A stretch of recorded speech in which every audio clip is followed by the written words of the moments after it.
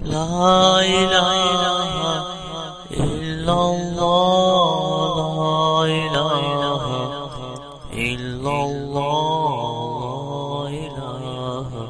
إلا الله. بسم الله الرحمن الرحيم. عن أبي بكرة رضي الله تعالى عنه قال قال رسول الله صلى الله تعالى عليه وسلم في الحديث: إن ابني هذا سيد ولعل الله أن يصلح به بين فئتين عظيمتين من المسلمين. رواہ البخاری۔ نبی کریم صلی اللہ علیہ وسلم نے ارشاد فرمایا، بے شک میرا یہ بیٹا حسن سردار ہے، اور اللہ تعالیٰ اس کے ذریعے سے مسلمانوں کی دو بڑی جماعتوں کے درمیان صلح کروائیں گے۔ دوستو،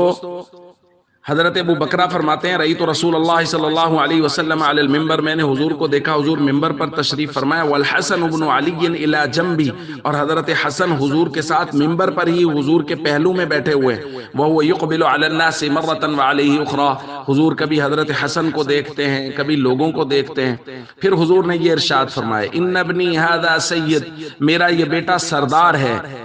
میں کہتا ہوں کائنات کی سرداریاں قربان حضرت حسن رضی اللہ تعالیٰ عنہ پر، جن کو کائنات کے سردار ہمارے آقا و مولا جناب محمد کریم صلی اللہ علیہ وسلم فرما رہے ہیں یہ سردار ہے۔ حضرت حسن کے بارے میں حضور خود فرما رہے ہیں، ان ابنی ھذا سید، میرا یہ بیٹا سردار ہے۔ اور یہاں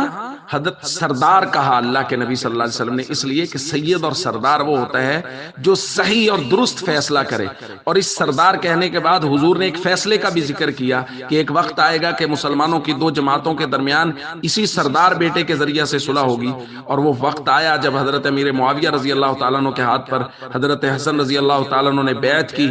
تو اس وقت یہ بات انہوں نے واضح اور ثابت کر دی کہ وہ لوگ جو حضرت امیر معاویہ رضی اللہ تعالیٰ عنہ کے بارے میں کوئی نازیبہ جملہ بولتے ہیں ان کی زبانیں بند ہو جائیں، کہ حضرت حسن جن کو اللہ کے نبی نے سردار کہا ہے، اور سردار صحیح فیصلہ کرتا ہے، حضرت حسن نے صحیح فیصلہ کیا، حضرت امیر معاویہ کا انتخاب کیا کہ یہ وہ شخص ہیں، یہ وہ صحابی رسول ہیں جو شریعت کے مزاج کے مطابق طرز حکومت کریں گے اور حکومت کو چلائیں گے۔ اس لیے حسنین کریمین کو اپنا ہمیشہ سردار، مقتدار، رہنما ماننا چاہیے، اور جن کے ہاتھ پر انہوں نے بیعت کی ہے ان کے ہمیشہ دل سے عزت اور احترام کرنا چاہیے، اور جو لوگ ان کے بارے میں نازیبہ جملے استعمال کرتے ہیں، بولتے ہیں، ان سے ہمیشہ بچنا چاہیے اور دوسروں کو بھی بچانا چاہیے۔